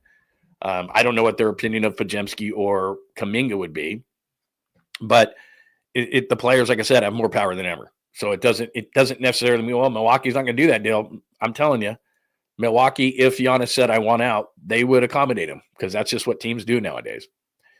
Let's go back to some random things. Danny says, I love Celsius. I drink one every morning before work. The cherry cola is my favorite flavor. This is so good. Yeah, like I said, right there. I'm addicted to it, and I should not do that. But Nick Bosa drinks it. So I'm an endorsement whore, and I think that it's fine. Could be wrong. But anyway, those are my thoughts on the Warriors. Give me your thoughts on the Warriors in the offseason. I think Steph said it right. I think that Steph, as honest as Steph could possibly be, and like I said, Kawakami kind of made that other question different than the direct, what do they need to do in the offseason? And he answered it a little bit better. Talked about the 2-year window, believe in this core, offseason needs, Jonathan Kuminga, his age. Those are the things that we got through. Give me your thoughts on what you think there. That's Steph Curry on the offseason for the Warriors. Let's see. I did the thing on Windhorst. I do have a caboose pistol, even though I don't have it up there. Let me share my screen with you. No, not an image file. I don't want that. Come on, man. Let's go to share screen. And let's see. Here we go. All right. Let me get Giants probable starters here. No, not that one. Right there. That's the one I want. A's and Giants. Give me your thoughts on A's Giants. A's obviously in Sacramento at this point. So tonight, J.P. Sears versus Logan Webb. That's a nice matchup. Look at J.P. Sears, man. Severino versus Roop, and Springs versus Verlander, which is a game on Sunday we're not going to go. Maybe Saturday. We might go for the Roop Severino on Saturday, but interesting one tonight. Webb versus Sears is going to be really, really good. I tuned into the A's on the most inopportune night. They absolutely got smoked last night by the Dodgers. Ohtani, another bobblehead night for Ohtani. My God, they're having like 3 of these a year, maybe more. But Ohtani, they did a 50-50 bobblehead last night, and all he did was hit 2 home runs. One was grooved right into his wheelhouse. It was unbelievable. But anyway, they smoked the A's last night after a while. I mean, I think it was 3-2 at one point, and then I tuned in. I think it was like 12-2 or something. And I was like, okay, enough of that. But good matchups. But my question is, it has nothing to do with the Dodgers. My question to you is, how do you feel about A's Giants? Is this like a thing still, or because they moved to Sacramento, it's not a thing? And I think it's going to be great atmosphere at the ballpark. They didn't move that far, so I still think it's going to be something. I think it's going to be interesting. But just give me your thoughts on what you think there. It does. Seeing the green and gold, seeing the black and orange, the orange and black. It does something for me. And I don't even care if they move to Vegas. It's still going to do something for me. Now, having said that, I've been to Niners, Raiders, regular season. I've been to Niners, Raiders, preseason. I've walked the stadium. I've been to a number of games at the Super Bowl there. That's irrelevant. But in terms of Raiders, Niners, totally different. Totally different. They have that one side, which is a nightclub, which is ridiculous. And I think I told you this before. The first game I went to was actually George and I in a regular season game, that one that went to overtime. That was crazy between the Raiders and the Niners. And the media entrance is right by the VIP entrance. So when you go in for media, the next door over is a VIP entrance. And so that's where all the limos drive up. And so I'm standing there with George. I go, I just want to see this for a minute because it was so not Oakland Raiders. And so these limos are pulling up and these women are getting out. They look like strippers or whatever. And they got these big boots on and everything. And they're going into obviously the club side. And that one end zone is a club. And then it's just, it's some fat cat guy from a casino or something that's, 75 years old getting out. And there's like 6 girls that get out in short skirts and big boots. And I was just like, this is so not Oakland Raiders. And then I walk around the thing and, it was all Niner fans, the whole thing. So the reason I bring that up is, when and if the A's move to Vegas, that's not going to be an Oakland crowd. That's not going to be an A's crowd. That's not going to be thumping of drums or anything like that. It's totally, totally different. So the A's coming into San Francisco this weekend, I think it's going to have a similar feel. They're just in SAC. This is the first year of it. I mean, I know it's different. Don't get me wrong. And then, like I said, I went to Sutter Health Park. It was the 3rd game of the year. It was the first day game that the A's had played. They played against the Cubs, and it felt like a spring training game to me. But, are Oakland fans going to make that trek? They're like, we're not going up to Sacramento to hell with John Fisher, but are they going to go across the bridge and wear their Oakland gear and root for their team even though they're in Sacramento? It's going to be a weird dynamic. But I believe that there'll be a lot of A's fans there, but I could be 100% wrong. 100% wrong. I don't know. I'm speaking for the fan, and a lot of times when I speak for the fan, it's like, you don't know what you're talking about, Lund. I'm like, all right, yeah, you're right.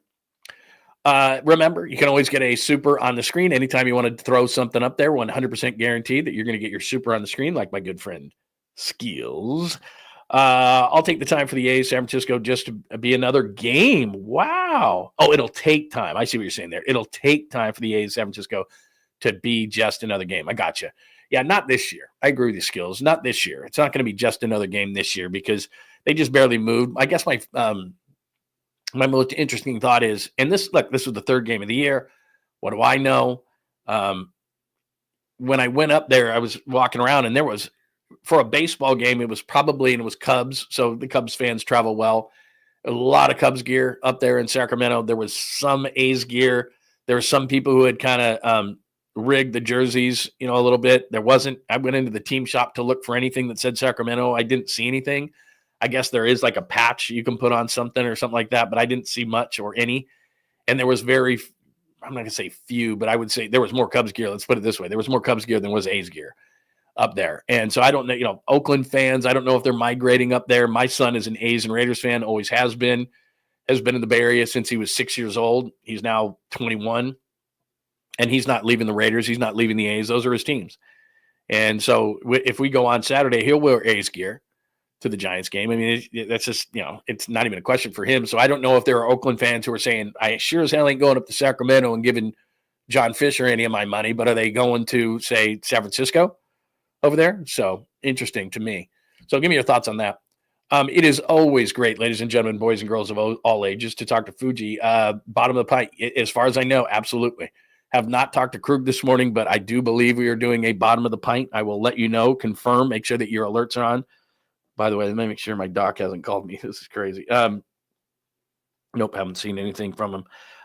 Yeah, as far as I know, and I will talk to Krug right after I get off the show today. Bottom of the pint, book it, but keep those alerts on, and we will make sure that we are doing a bottom of the pint. But yeah, for A's Giants, we got to do bottom of the pint, don't we, tonight? Plus, it's a great matchup. Logan Webb versus J.P. Sears. Going to be a really good matchup tonight from a pitching standpoint. So yeah, I fully intend on doing a bottom of the pint tonight, and thanks for asking. You're the man. I'd love it because you pop in during the show and everything like that. So yeah, do keep those alerts on today because I do believe that we're going to be doing a bottom of the pint for A's Giants. I think we have to. I think contractually we are obligated to do so. So make sure that you tune in, keep those alerts on, and hit me up, John Lund Unleashed on YouTube, Bay Area Sports Collective. Make sure you hit me up on Bay Area Sports Collective. I know Paulie Mack and Tony are going to be jumping in here in about an hour today, so make sure that you are subscribed and you have alerts on at Bay Area Sports Collective on YouTube as well as John Lund Unleashed. I have said good morning to people on Instagram this morning. Thank you for watching on X at John Lund Radio, LinkedIn, Facebook, and Twitch, as well as the fine community that we have right here. And make sure that you jump in. We'd love to have you in the community. We've built a great community. A lot of great people in it. We have a lot of fun. We don't get pissed off back and forth. It's just sports. We are passionate about it, but we're not getting angry about it. So really appreciate that. So great group of people that are in here tonight. What else do we have, Fuji? Are the A's close to breaking ground in Vegas? As far as I know, I'll have to check in. I'll text my friend Purdy Brazil. He's on top of that kind of stuff. But as far as I know they tore down the hotel and all that kind of stuff, and I know exactly where it's supposed to be, but I don't know that they have shovels in the ground exactly right now. And from the people that I talked to in Vegas, and I know a couple of prominent people in there, they're still not convinced that the A's are going to go to Vegas. And the one thing is that I'm very skeptical about is I've been to Arizona Diamondback games, and you got to be inside because it's 110 degrees. I mean, they're going to build something with a roof on it and everything, but it's almost like Seattle, as far as I know, where if you go to Seattle, if you've ever been to that ballpark, really cool. I think it's T-Mobile now. They have a roof on it because of the rain, but then it's still air going through there. It's not a dome. It has a roof, but it's not a dome. And that's what I'm assuming that they're saying the A Stadium in Vegas is going to be. And I don't know how you can do that with the amount of heat that's in Vegas. I mean, I think Phoenix is maybe like 2 or 3 degrees warmer, but what's the difference between 110 and 113? I mean, it's just outrageous. So I don't think you can be playing in that, but I could be 100% wrong on that one. All right. That's what's going on as far as the A's and the Giants. Absolutely. I believe we're going to be doing bottom of the pint tonight. So make sure you stay tuned for that. Again, make sure you are subscribed on John Lund Unleashed on YouTube. That way you will know what time we'll do bottom of the pint tonight. Please make sure you hit us with a like as well. And oh, by the way, before I give you a sweet, clean, family-friendly caboose pistol, and this one just happened right before the show. It's crazy. It's a crazy one. But let me tell you about my good friend, Dr. 𝐟𝐨𝐫𝐿 Sports Medicine. I tell you this all the time about my wife. The reason I put the QR code there up to cover my lovely face is that if you click on that right now with your phone, you can go straight to the website at 𝐟𝐨𝐫𝐿 Sports Medicine. Dr. Jeffrey 𝐟𝐨𝐵𝐿 in San Ramon, worth the drive, I'm telling you, whether they're in the East Bay or not, and you're going to feel better. I swear, my wife, I haven't seen my wife ice in forever, and it's because she's doing the stem cell with Dr. 𝐟𝐨𝐵𝐿. And she's told you about it before. I've popped her on the video. Shoulder, elbow issues, and as I said, about a month ago, we were in Vegas. We were walking around, and she literally turned to me and said, I could not be doing this without Dr. 𝐟𝐨𝐵𝐿. That's how much it's helped. Her foot has had pain. She's had shoulder and elbow pain forever, and she would ice constantly. She'd just be sitting on the couch or laying on the couch, and she had all these, ice packs on her, and she doesn't have to do that anymore because Dr. 𝐟𝐨𝐵𝐿 and the stem cell that he did on her, and he was one of the first ones to do stem cell in all of California. This stuff works, people, 100%. It's great, and he is one of the innovators in the state of California about it. So Dr. Jeffrey 𝐟𝐨𝐵𝐿, if you click on that QR code right there, it's going to take you through, and you can get an appointment for yourself and just check it out. Tell him I sent you over. And I hyped it up and I told you about the stem cell and you want some of that as well. It's going to make you feel better. So wherever it is that you hurt, he's going to make you feel better. And that is huge. So click on that QR code right now or you can Google it. You've missed me, I know. You can Google it, Dr. Jeffrey �RiaPelle, �RiaPelle Sports Medicine, �РioPelle, �RioPelle, Dr. Jeffrey �RiaPelle. And they do all sorts of other procedures as well. But make sure you tell them I sent you over, and they'll treat you extra well. They're really actually great. But tell them I sent you over. And like I said, they do other procedures other than the stem cell, other than what I do with the low T. And like I said, I had this done about 2 weeks ago. I do it every 4 months. Quick blood test, quick procedure, just takes minutes, and you're going to be feeling great. Metabolism is faster. Energy is better. Mood is better. I'm telling you, low T is a thing. And I've been dealing with it for years. But this is the first time where actually I don't have to do a weekly shot, and it makes a massive difference in your life. So Dr. �RiaPelle does that as well. Low T situations. And again, call them, get on the website, click on the QR code, tell them that I sent you over, and they'll take extra good care of you, if you know what I mean. So click on that QR code right there if you want to feel better. They do all sorts of other procedures as well. So all you got to do is click on the code, or just Google it, �RiaPelle, and Jeffrey �RiaPelle, and he will make you feel better, look better. Great people over there at �RiaPelle and �RiaPelle Sports Medicine. All right, it is time for your sweet, clean, family-friendly caboose pistol. And as I said, one of the reasons I was later this morning was I saw this thing literally. I was about ready to hit that button to go live, and I was like, "What is this?" And so I got to show you this, man, because I don't, we've talked about all sorts of weird stuff, but I don't think, and this is sports related, I do not think that I've ever seen anything quite like this sweet, clean, family-friendly caboose pistol. John Lund Unleashed presents the caboose pistol. Wedged in the crack of her buttocks. Somehow, someway, Lundo thinks this is the best way to leave a final impression on you for the day. The old caboose pistol, everybody has one. Did you say caboose pistol? I know some women who could hide a machine gun in there. Yeah. Leave me out of this, you weirdo. Here's John.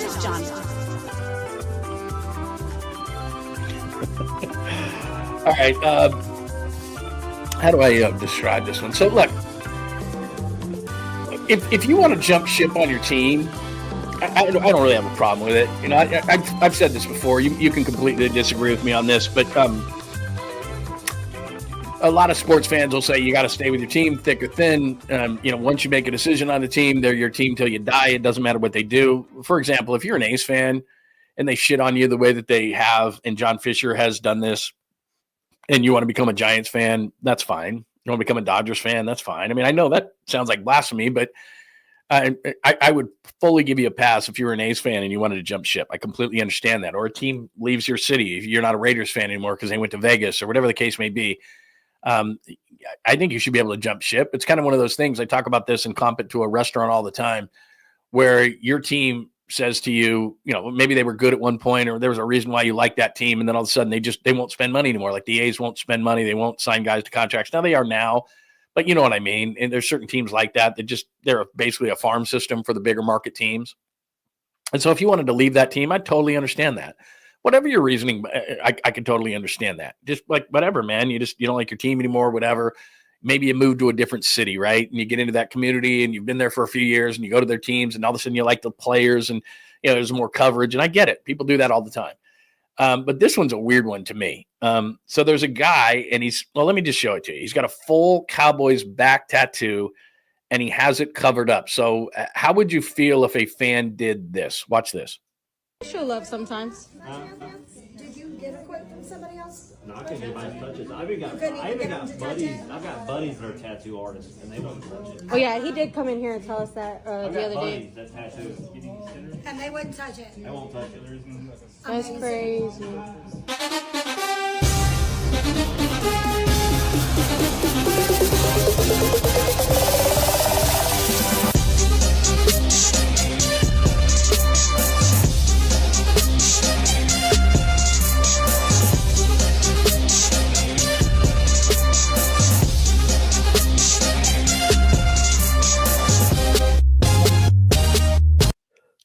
All right, so as you can see right there, he had a Cowboys tattoo, and this would be, as we would say, a typical Cowboys, Yankees, Duke, Notre Dame kind of a fan. You know what? I don't like the Cowboys anymore. I'm a big front runner. I'm going to do Chiefs. So he went from a massive back tattoo of the Cowboys to a massive, maybe offensive, back tattoo of the Chiefs, because obviously the Chiefs are really good right now. They've won multiple Super Bowls at the Niners' expense. Thank you very much. And so he goes from front-running Dallas fan to front-running Chiefs fan. I'm sure this is going to piss a lot of people off. I got to be honest, I've never seen that. Now, there's a couple of things here. Number one, I'm not sure I believe it. I'm just not sure I believe it. If you're that dyed in the wool of a huge, massive fan, and you so much so that you get a back tattoo of your team, that means you're a big fan. Like I of the fans of the teams I've ever been fans about, I would never get a tattoo of them, or a back tattoo, or an ankle tattoo, or a leg tattoo, or or some jackasses do the thing where they put Super Bowl champions before the year, which is stupid. But whatever it is, I'm just I'm passionate about sports. I'm passionate about the teams I like, but I'm not putting a tattoo on me about it. I mean, I have a tattoo, and it's my son and dad's initials, GRL, right there.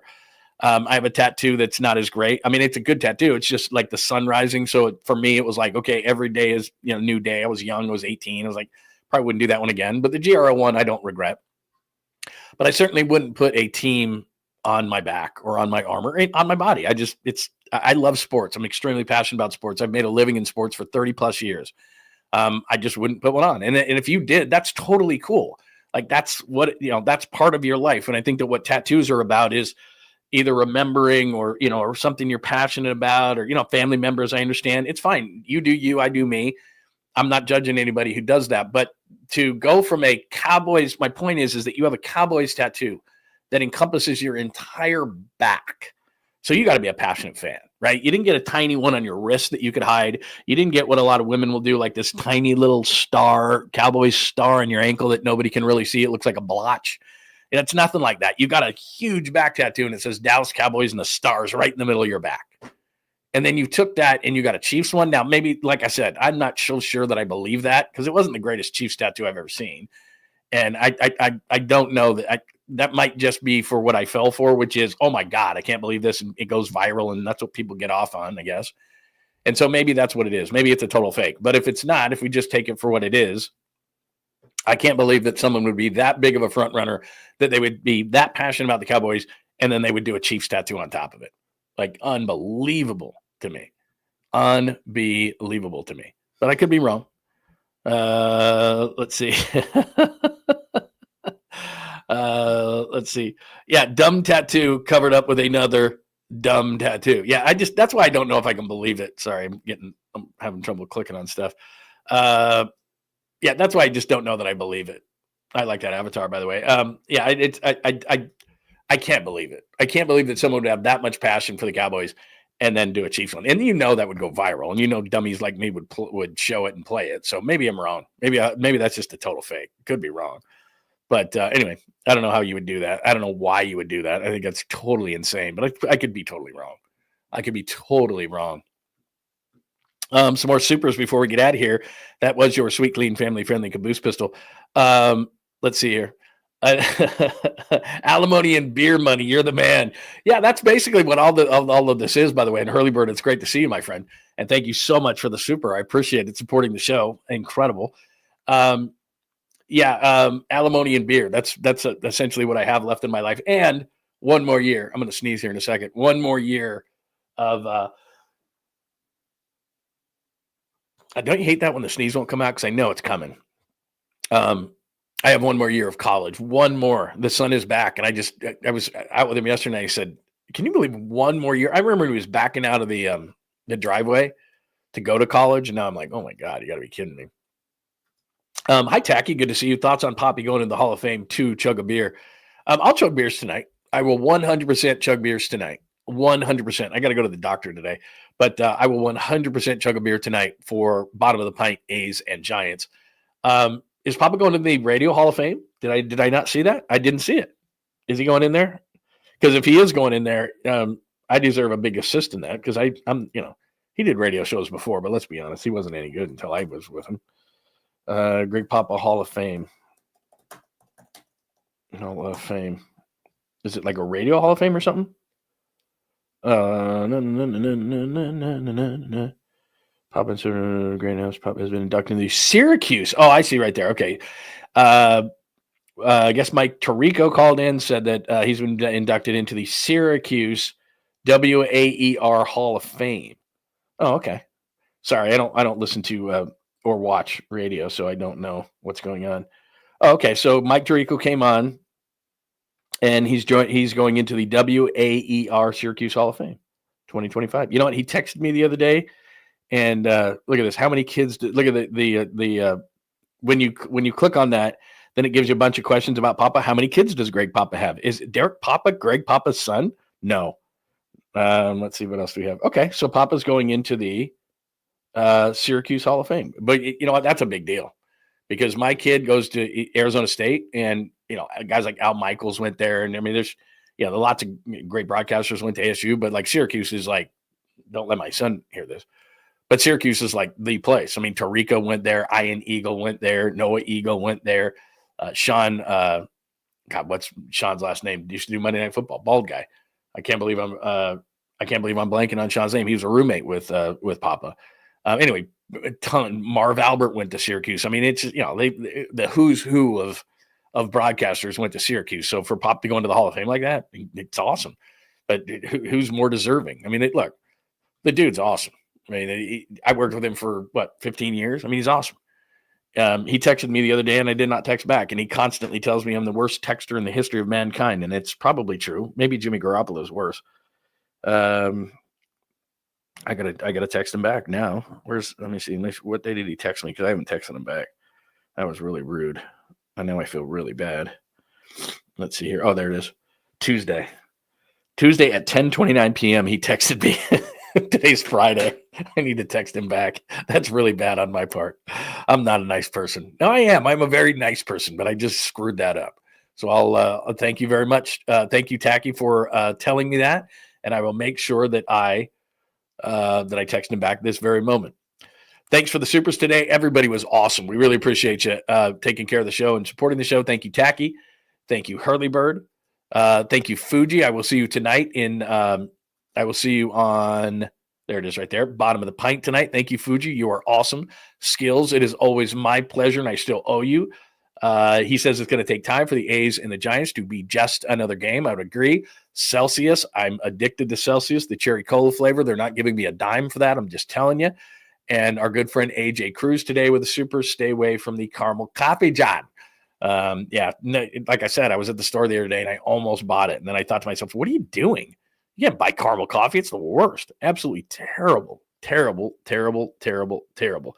Let's see. What else do we have today? Ted Koppel. That's a good call. Ted Koppel to Syracuse. Very nice, man. I think I did. Sean McDonough. Thank you. God, how did I blank on that? It's Friday. Sean McDonough. So, yeah, I mean, tons of great broadcasters. I think Marv really started it, but yeah, they absolutely. My son asked to go to Syracuse, and I looked at it. It was like $80,000 a year. I'm like, yeah, we're not doing $80,000 a year. Sorry. I mean, it's, he's out of state at ASU, and it's a really good broadcast program. Plus, I wanted him to stay on the West Coast. It's not $80,000 a year. I mean, it's a penny, but it's not $80,000 a year. So there you go. Anything else today? I think that is good. 50 character limit. Yeah, I understand.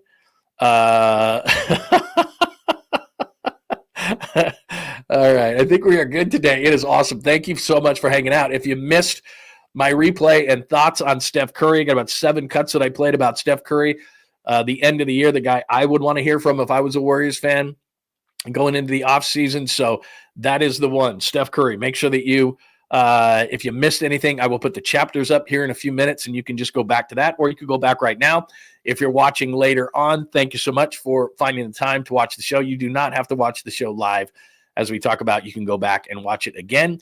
A's and Giants, we may see you down at the yard. I'll hit it up on Twitter, on X, at John Lund Radio. If we end up going out to the yard, we might do that on Saturday. Thanks for watching on Instagram, at John Lund Radio, Twitch, LinkedIn, Facebook, all those places. Thanks for finding us on your favorite platform. We'd love it if you migrated over to YouTube at John Lund Unleashed. Make sure those alerts are on so you know that when we do Bottom of the Pint tonight with Larry Krueger and the Krug Show. And please, before you get out of here today, if you would, it would be greatly appreciated if you hit a like, which helps the algorithm find us, which is very, very nice. So thank you so much for hanging out today on a Friday. We'll see you tonight for Giants A's Bottom of the Pint. Everybody have a tremendous rest of your Thanks for hanging out with John Lund Unleashed. We'll try to be better next time, though I wouldn't hold my breath. Please like and subscribe on the John Lund Unleashed Pod YouTube channel. Watch live shows weekdays at 8 a.m. on YouTube, Instagram, and X. And make sure to have your alerts on for shows throughout the day or night. All things Lund can be found at johnlundunleashed.com. johnlundunleashed.com. Goodbye!